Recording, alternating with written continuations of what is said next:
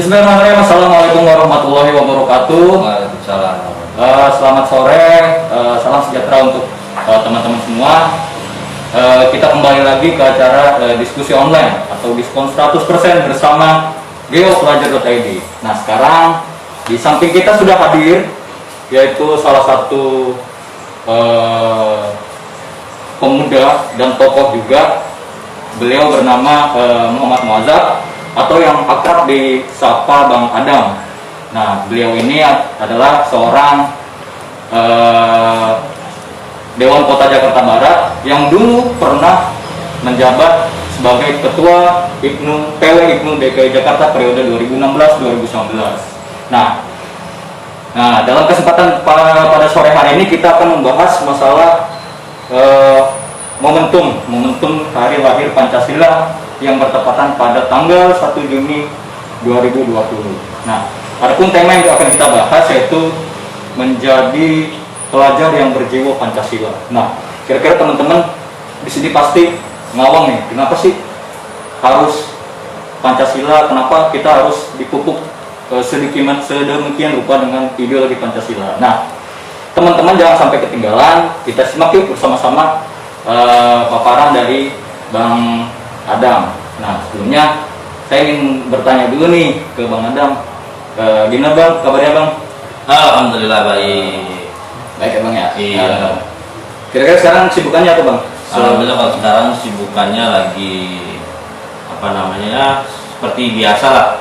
Karena memang kita mitranya pemerintah, jadi kita mengontrol bicara masalah penanggulangan COVID ini. Oh, gitu. Nah, ini Bang nih bicara masalah Pancasila, karena kan sejak tahun 2016 Presiden Joko Widodo menetapkan melalui keputusan Presiden itu pada tanggal 1 Juni ini menetapkan sebagai hari lahir Pancasila. Nah, karena berhubung teman-teman dari Geopelajar ini mayoritas semua anak-anak muda, terutama yang terdiri dari pelajar nih Bang nih, pelajar sama mahasiswa. Nah, kira-kira menurut Abang sendiri Pancasila menurut Abang itu seperti apa sih Bang? Baik, bismillahirrahmanirrahim. Assalamualaikum warahmatullahi wabarakatuh. Waalaikumsalam warahmatullahi wabarakatuh. Alhamdulillah wassalatu wassalamu ala Rasulillah. Mabad. Semuanya kalau panggilan bagi para penonton ini apa? Sahabat Geo. Oh, sahabat Geo. Ya. Sahabat-sahabat sekalian, para pendengar Geo Pelajar yang insyaallah dimuliakan dan juga alhamdulillah masih sehat walafiat pada sekarang ini.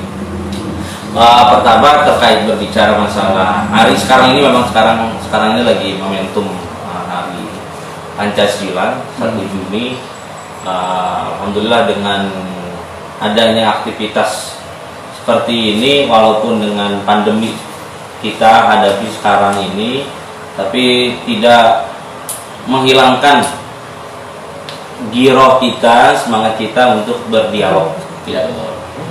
Walaupun berbagai macam media, berbagai macam jalan, tapi tetap yang namanya berdialog itu, berdiskusi itu harus ada.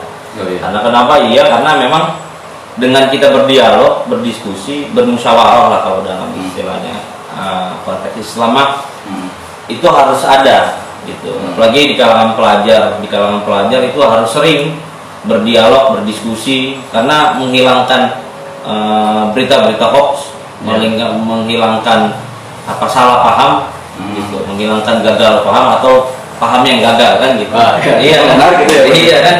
Jadi alhamdulillah dengan media Geopelajar ini memfasilitasi untuk sahabat-sahabat pelajar semuanya untuk kita berdiskusi, berdialog dan sebagainya.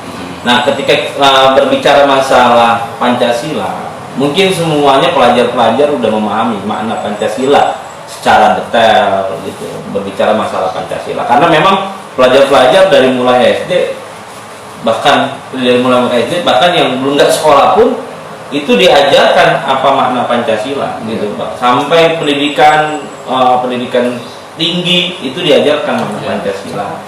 Nah, kalau kita melihat dari artinya aja kan Pancasila yaitu dasar, ada 5 dasar. Ini Pancasila adalah ideologi kenegaraan Indonesia yang harus kita semuanya ini harus ada pada diri kita, yang harus ada pada diri seluruh warga Indonesia. Selagi dia masih stay atau tinggal di Indonesia, harus memiliki ideologi Pancasila ini. Karena kenapa? Karena setiap negara itu punya ideologi masing-masing, gitu.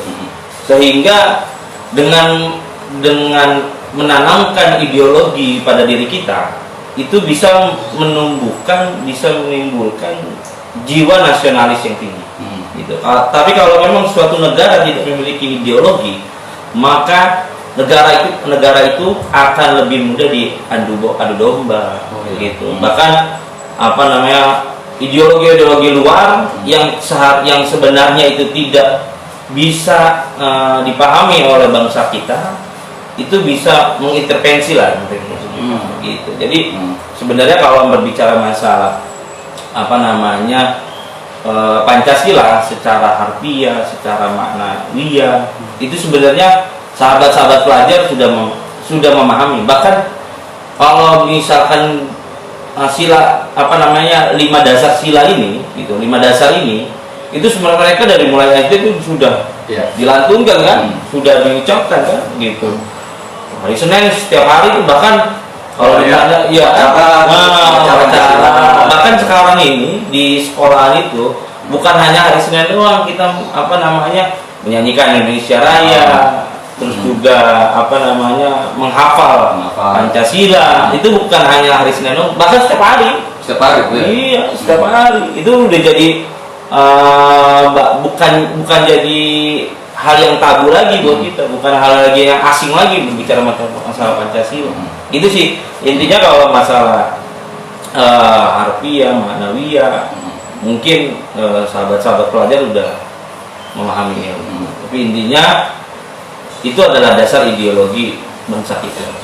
Oh ya, jadi gitu guys, bahwasanya ideologi Pancasila adalah ideologi sebuah dasar kita sebagai masyarakat yang berbangsa dan bernegara. Itu kita Pancasila yang menjadi dasar kita dalam beraktivitas sehari-hari. Ya. Nah, tadi Bang berbicara masalah identitas, bicara masalah tantangan, bicara masalah hambatan atau intervensi dari luar ini Bang. Nah, kira-kira kalau misalkan di konteks sekarang ini, kira-kira apa aja sih Bang yang jadi tantangan gitu buat kita, khususnya sebagai pelajar atau sebagai pemuda yang sekiranya untuk bukan menyerang sih, maksudnya mengganggu keyakinan kita dalam periode Pancasila, terutama dalam konteks sosial, terus budaya, apalagi bahkan ekonomi juga. Jadi kira-kira gimana Bang? Jadi memang kalau berbicara masalah Pancasila di kalangan pelajar itu, memang kan Pancasila bentuknya masih universal, gitu, masih global lah, masih global, gitu. Dan harus kita pahami bersama, dan kita harus mengerti bersama, dan kita juga harus bisa mengaplikasikan kita bersama-sama. Nah, ini kadang yang dialami oleh pelajar-pelajar Indonesia masa kini. Kalau mungkin kalau dulu pelajar-pelajar dulu bukan hanya diucapkan saja berbicara masalah Pancasila, bukan hanya dilantunkan saja, tapi betul-betul diaplikasikan, tapi betul-betul diperjuangkan tuh makna Pancasila itu, ideologi Pancasila itu betul-betul diperjuangkan. Nah, tapi kalau misalkan kita konteks pada saat ini gitu, untuk kalangan anak-anak milenial, memang walaupun tidak semuanya, tapi lebih banyak gitu. Orang pemahaman-pemahaman yang sedikit sebelah dengan Pancasila, atau ingin merubah Pancasila, itu sudah masuk di kalangan pelajar tanpa kita sadari. Sebenarnya seperti itu. Bahkan kalau kita bikin kuesioner gitu buat kalangan pelajar, itu saya yakin saya pernah membagikan kuesioner buat kalangan pelajar. Itu baik sekali mereka ketika ditanya, kamu tahu Pancasila? Tahu, gitu. Kamu mengaplikasikan atau menerapkan Pancasila? Iya, menerapkan. Tapi ketika ada berbicara masalah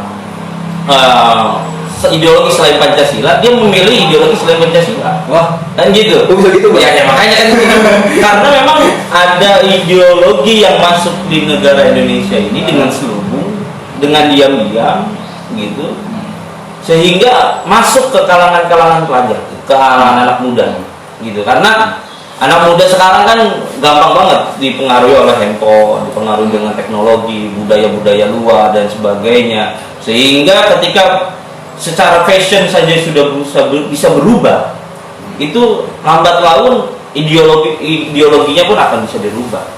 Gitu. Ini memang kalau kita tes lah, gitu. Kalau kita coba, pelajar-pelajar sekarang yang senang dengan budaya Indonesia itu berapa persen misalkan, gitu. Mereka lebih senang budaya-budaya luar, gitu, dibanding dengan budaya-budaya lokal kita sendiri. Makanya dengan kita apresiasi sekali dengan adanya dulu almarhum Didi Kempot, ya kan? Dia betul-betul mempersatukan bangsa dan negara, mempersatukan suku-suku, ya kan, dengan bahasa ibunya, ya kan, dengan bahasa Jawa itu bahasa ibunya.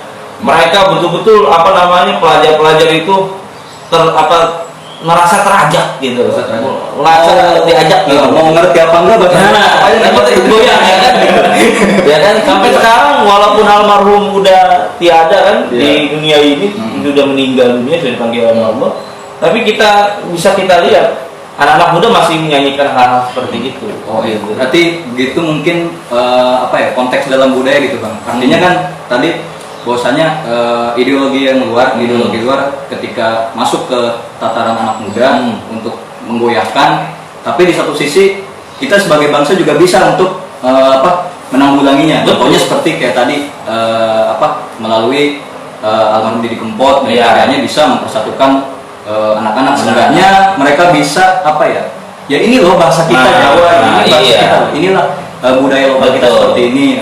Kalau bisa bukan hanya Jawa doang kan, suku-suku yang lain, kan gitu. Bisa iya. Nah, kalau Betawi dengan Bang Ben, ya kan? Iya.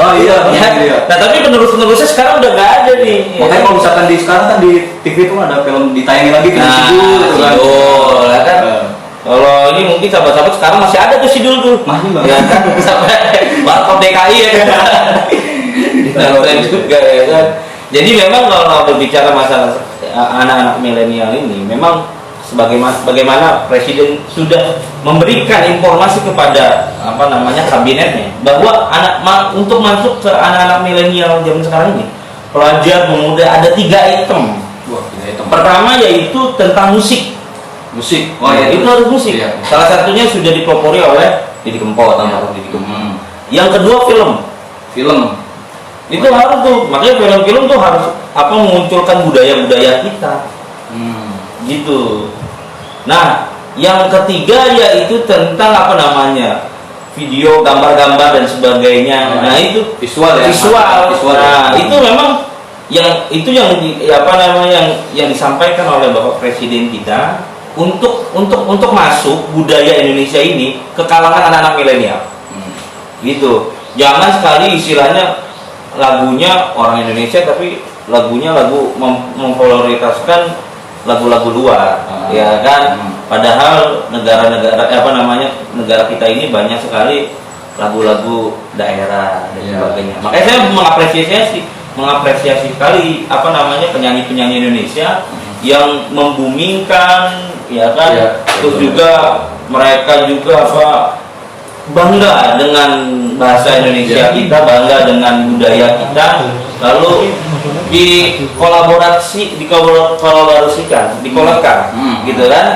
dikolekan dengan musik-musik indie, musik-musik jazz, musik-musik yang luar dan sebagainya, ya kan, musik-musik metal dan sebagainya. Tapi memang bahasanya bahasa Indonesia, gitu. Bahkan film juga harus seperti itu. Film temanya tentang tema negara luar. Kalau bisa negara kita indah kok. Iya. Ya kan? Di Indonesia ini indah kok, banyak istilah pantai-pantai yang indah. Ya kan? Kota tua kan indah juga. Indah. Ikonik dari kota Jakarta. Nah, Priok juga kan bagus kayaknya. Bagus kan, pelan-pelan. Itu kalau nggak ada Priok, sektor ekonomi putus. Nah, putus. Jadi memang bagaimana film-film yang karya Indonesia ini salah satunya mensosialisasi wilayah-wilayah atau dinasti yang ada di Indonesia ini. gitu.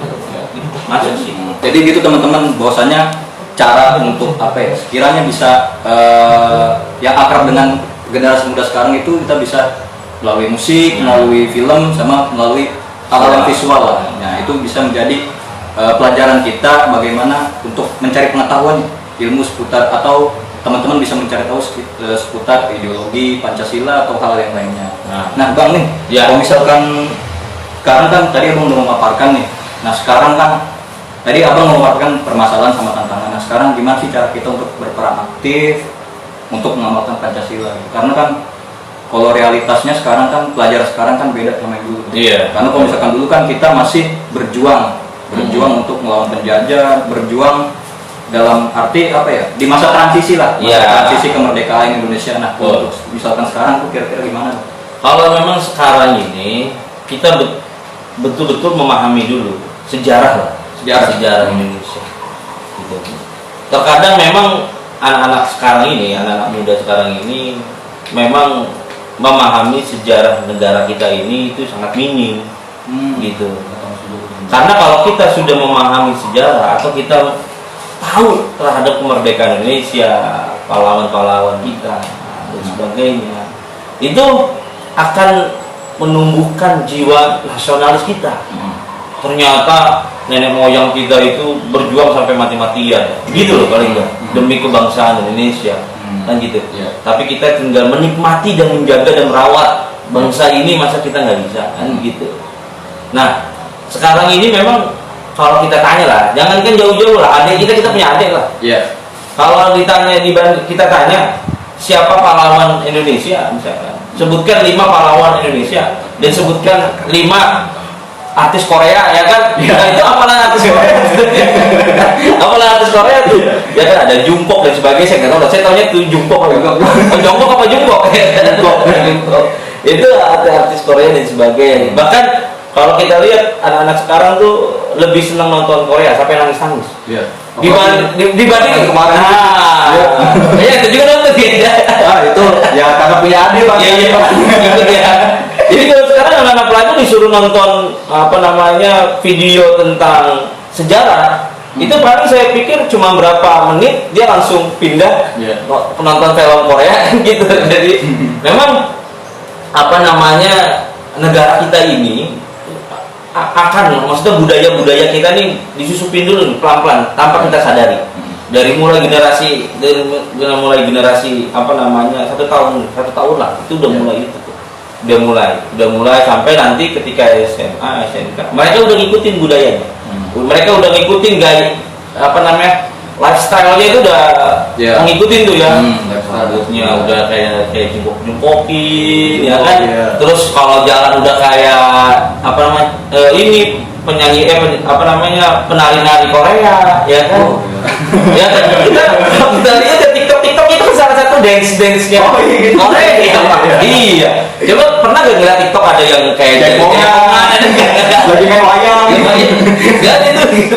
Itu salah satunya budaya kita ini perlahan-lahan itu sudah, maksudnya generasi emas, generasi muda ini udah mulai disusupin hal-hal itu tanpa kita sadari. Iya. Seharusnya kan kita di-collect lah, kolaborasi. Nah, artinya Bang, kalau misalkan tadi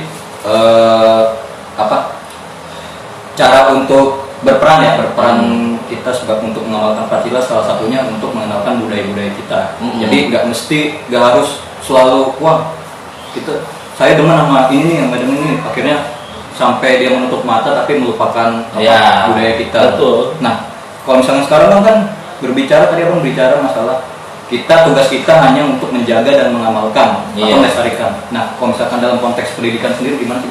Kalau konteks dalam pendidikan sebenarnya pertama yaitu kita dalam memahami Pancasila di konsep pendidikan ini sebenarnya yang harus kita terapkan yaitu setiap harinya memang kadang memang kalau atribut di sekolah sudah ada tuh sebenarnya secara fisik sudah ada atribut gitu. Terus juga memang yang kita harus sadari bahwa itu kalau di dalam sekolahan yang namanya konsep sebenarnya kan bermusyawarah, kan gitu. Ya. Adil dan makmur dan sebagainya.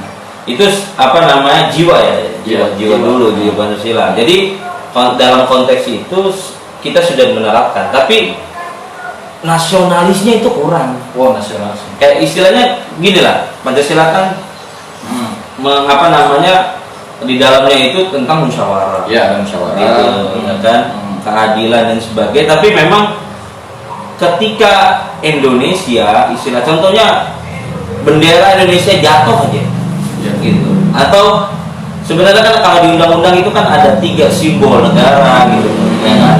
Ya. Foto presiden, foto apa namanya, lambang Garuda, terus wakilnya. Ini kalau ini jatuh aja, atau ini kita kayak nggak merasa gitu. Bahkan ada yang masa bodoh terhadap ini kan apa namanya, kita terhadap pimpinan negara kita aja masih acuh gitu. Bahkan kalau kita lihat, kalau 17 Agustus tuh, ya kan ada bendera kecil tuh, ya kan. Mereka nggak bangga dengan gini. Tapi setelah acara selesai itu dibuang tuh. Dan kita kan maksudnya pernah lihat tuh. Cacaran serakan kemana aja kan, bendera kecil itu gantung-gantung. Ya gantung-gantung 17 Agustus ya kan. Tapi setelah acara mereka nggak bisa, maksudnya nggak dirapikan gitu. Padahal itu simbol negara kita loh gitu, simbol bendera Indonesia kan gitu. Makanya sebenarnya hal-hal yang sepele dan berbicara masalah pendidikan, yang pertama kali yang harus betul-betul yang betul-betul harus paham dan bisa mengaplikasikan yaitu guru-gurunya gitu. Terkadang ideologi atau Pancasila ini bisa dilupakan atau tersingkirkan atau ditaruh dulu lah gitu, dengan hal-hal yang mengusungkan kepentingan politik gitu. Iya, kepentingan politik praktis itu kan dan sebagainya, itu kepentingan Pancasila itu bisa dikesampingkan dulu tuh. Ya kan? Kalau kita istilahnya mau maaf itu kepentingan politik, ada pilpres. Ya kan? Padahal ini konstelasi politik. Musiman. Ya kan? Tapi ketika ada yang betul-betul berbicara masalah kenegaraan, itu bisa jadi ketika satu sama lain guru dah. Kepentingan politik jadi pecah. Padahal kan ya nggak, Pancasila nggak berbicara masalah hal kayak seperti itu. Kan gitu. Sampai sekarang rasanya kan gitu. Padahal udah berapa tahun kan. Terus anak-anak didoktrin, anak pendidikan tuh, anak-anak peserta didik itu didoktrin hal-hal seperti itu. Gitu. Bahkan maaf, seharusnya pemerintah nih itu betul-betul menelusuri guru-guru sekarang ini, harus ditelusuri, harus detail gitu loh guru-guru ini. Jadi memang mungkin kalau pemerintah kan sudah kita lakukan dengan adanya misalkan pendaftaran CPNS, itu ada tuh misalkan. CPNS. Itu kan CPNS ada tuh dan sebagainya. Tapi pernyataan gitu dan sebagainya, pertanyaan-pertanyaan kayak begitu itu ada tuh di CPNS tuh tentang kenegaraan dan Pancasila gitu. Mereka paham, tapi aplikasinya belum tentu diterapkan di sekolah. Gitu. Bahkan saya pernah nemuin guru gitu, bahkan guru agama. Iya, guru agama loh, kita nggak apa-apa lah ya kan. Memang realita. Memang realita, guru agama mendoktrin peserta didiknya gitu untuk istilahnya tidak berpaham Pancasila dengan bahasa-bahasa istilahnya ada Pancasila syariah dengan adanya NKRI bersyariah dan sebagainya. Pancasila itu sudah bersyariah, maksudnya udah bersyariah lah, artinya udah sebagai payung lah bagi agama yang lain, budaya-budaya lokal yang lain. Betul. Nah, ini Bang, nih ada pertanyaan nih. Ada pertanyaan dari salah satu pelajar. Jadi kemarin sebelum kita diskusi pada hari ini, kemarin saya tuh sempat ngejaring pertanyaan ke anak-anak. Jadi gini pertanyaan Bang. Bang, kan dulu itu kalau sekarang itu ada pelajaran PPKN ya? Iya. Nah, sejak dulu itu sekitar tahun 60-an kan udah diberlakuin pelajaran namanya PPKN, cuma namanya masih civic, kewarganegaraan gitu. Nah, tapi kok dari dulu sampai sekarang tuh konsepnya berubah-ubah mulu. Misalkan tahun sekian namanya kewarganegaraan. Terus tahun berikutnya dinamain lagi pendidikan moral Pancasila. Ya. Terus balik lagi ke PKN, Pancasilanya agak dihilangkan gitu. Betul. Sampai sekarang pun dijadiin lagi PPKN, di Pancasilanya diberlakuin lagi gitu kan. Nah, berarti kan di sini ada semacam apa ya? Istilahnya ada pergeseran atau ada hal-hal yang mempengaruhi lah, bisa seperti itu. Iya. Perubahan-perubahan seperti itu. Emang kira-kira abang menilainya seperti apa sih? Iya. Jadi kalau memang misalkan itu kan sebuah nama ya, tapi di dalam bukunya misalkan adalah pelajarannya lah, pelajarannya. Tapi memang ketika ada perubahan misalkan kewarganegaraan itu sebenarnya itu pas saya buka itu, contohnya di tingkat SD lah, itu berbicara masalah secara detailnya ideologi Pancasila itu memang kurang gitu. Semuanya terkait tentang kenegaraan Indonesia, kenegaraan gitu loh, misalkan tentang apa namanya presiden, ya kemerdekaan dan sebagainya, terus juga apa namanya Piagam Jakarta, ya kan, itu tertera di situ. Tapi karena memang kalau berbicara masalah Pancasila, kalau kita ingin mendalami apa namanya ideologi Pancasila itu dalam banget. Iya. Mungkin kalau tingkatan SD, SMP mungkin terlalu dalam gitu. Iya. Sehingga ada pergeseran yang indeks namanya itu kewarganegaraan, kenegaraan dan sebagainya. Gitu. Jadi tapi pada intinya kalau betul-betul dipelajari pelajaran itu mereka kalau betul-betul paham dan diaplikasikan, itu mereka akan sadar nasionalisme akan tinggi gitu. Bahkan bang sampai sekarang saya kuliah itu PKN itu masih mata kuliah wajib bang. Iya. Nah, di semester 1 tuh. Iya. Jadi Harus PKN Civic Education lah dulu namanya tuh. Bahkan kampus-kampus sekarang juga ya. apa namanya mata kuliah wajib itu. Udah jadi mata kuliah wajib tuh. Ya, kalau berbicara masalah cuma nama-nama diganti dan sebagainya nggak tahu ya, maksudnya apa ini kepentingan politik atau karena memang kondisinya beda-beda. Iya, ya kan. Tahunnya kan dulu waktu Orde Lama, Orde Baru, sampai sekarang reformasi. Ini kan kalau biasa kan kalau kayak begitu kan setiap 5 tahun sendiri kan pasti akan berubah-ubah. Namanya berubah. Program kan biasa di Indonesia sih yang kayak gitu. Tapi mudah-mudahan kita sebagai pelajar harus cekatan, harus betul-betul paham. Walaupun namanya berubah, tapi isinya jangan sampai berubah kan gitu. Terkadang apa yang disampaikan guru gitu, nilai kritis kita berkurang maksudnya. Ini kadang pelajar-pelajar mudah-mudahan nilai kritis kita berkurang karena memang apa yang disampaikan guru misalkan salah, itu kita nggak kritisi. Gitu. Memang berbicara masalah Pancasila ini semuanya memang harus didalami dan bisa direalisasikan, diamalkan. Iya. Nah, otomatis kan gini bang, juga di apa ya? Kalau misalnya kita melihat perkembangan zaman sekarang, dari budaya bisa merubah perilaku masyarakat. Iya. Nah, kira-kira untuk mempertahankan ideologi Pancasila terhadap perubahan pola pikir atau perubahan aktivitas masyarakat itu sendiri gimana sih bang? Jadi untuk merubah pola pikir masyarakat terhadap ini ya apa namanya yuk balik lagi ke balik lagi ke sebenarnya kan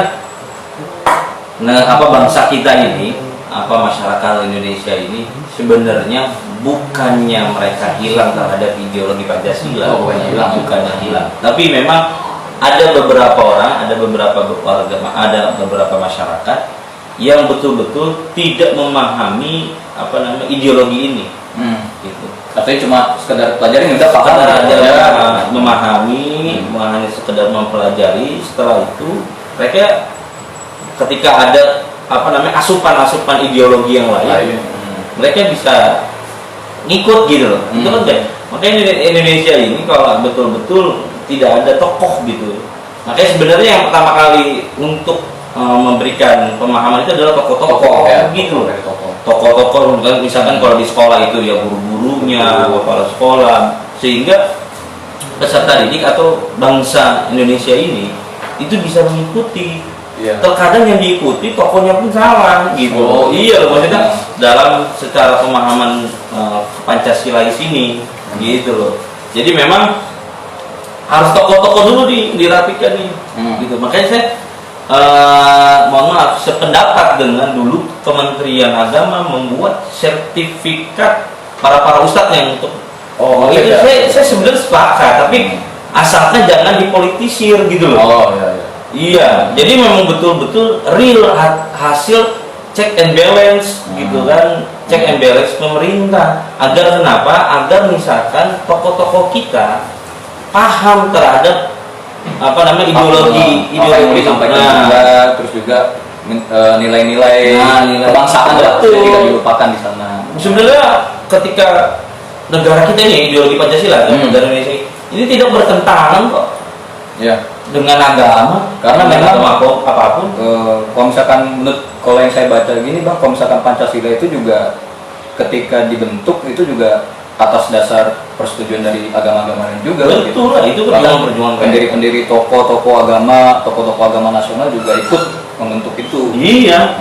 Bahkan yang lebih apa namanya sangar lagi, Bung Karno kan ngomong, jadilah Kristen yang Kristen Indonesia, yang gitu. Jangan yang Kristen yang Amerika misalnya. Jadilah Tionghoa, ya kan, atau jadilah yang Buddha Indonesia.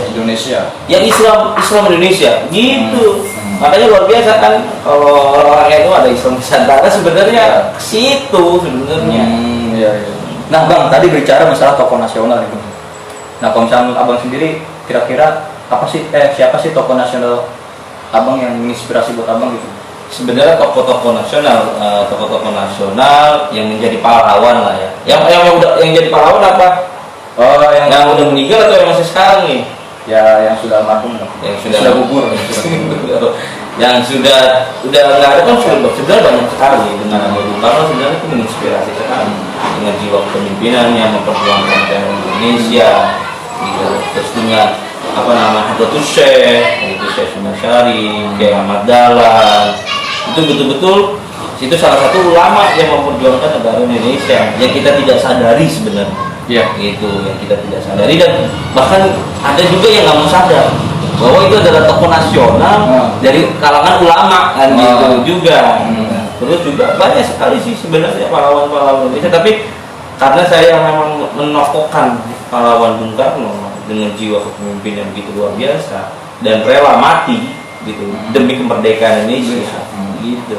Dan kalau ulamanya gitu kayak Ahmad Dahlan, ada Syekh Syarif. Oke, teman-teman sahabat Geo, mungkin tadi sudah dipaparkan beberapa pemaparan dari Bang Adam ini. Nah, sekarang mungkin kita akan buka pertanyaan-pertanyaan dari sahabat Geo. Silakan yang ingin bertanya. Tadi sudah dipaparkan banyak sekali dari Bang Adam itu, mulai dari sejarah, terus bagaimana cara kita mengamalkan, terus hal-hal yang menjadi penghambat, terus yang gimana cara kita untuk menanggulanginya. Pokoknya tadi banyak sih. Satu lagi nih Bang nih, kita mau minta pesan dan kesan abang untuk para pelajar Indonesia khususnya terkait dalam momentum hari lahir Pancasila ini. Iya. Jadi kalau hemat saya gitu, pelajar negara Indonesia ini betul-betul jangan hanya menghafal Pancasila gitu. Jangan hanya melantunkan atau mengucapkan Pancasila, tapi bisa merealisasikan, bisa mengamalkan, dan betul-betul bisa dipahami makna Pancasila itu, gitu. Dan juga kami berharap kepada seluruh sahabat-sahabat Geo, dan juga sahabat-sahabat pelajar-pelajar yang ada di negara Indonesia, kita harus paham sejarah bahwa perjuangan negara Indonesia itu ada kontribusi dari pelajar dan juga pemuda, gitu. Bahkan dari Orde Baru ke Reformasi ini ada kontribusi besar dari kalangan mahasiswa, pelajar, dan juga pemuda, gitu. Ini yang kita harus pahami. Jadi jangan sampai kita sebagai pelajar dan juga pemuda jangan sampai kita hilang nilai-nilai kritis kita. Gitu. Bukannya berarti kita harus menyinyir, mencibir, bukan begitu. Itu bukan gaya-gaya pelajar itu mah. Nyinyir, mencibir itu bukan gaya-gaya pelajar. Gaya-gaya pelajar itu mengkritisi, iya, argumentasi, balas dengan argumentasi, memberikan saran, terus juga, jadi kalau kritis tanpa saran itu hampa gitu. Iya. Iya lah. Kritis dia cuma siapa sih orang yang nggak bisa? Tapi nggak menawarkan solusi. Iya, tapi menawarkan solusi.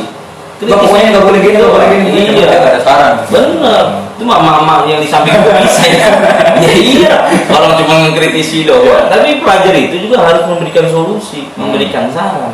Iya. Gitu. Dan juga hemat saya juga, yuk pelajar pemuda, jangan sekali-kali kita menghina pimpinan negara kita, pimpinan pemerintah dan sebagainya, ulama-ulama kita apalagi, ya kan?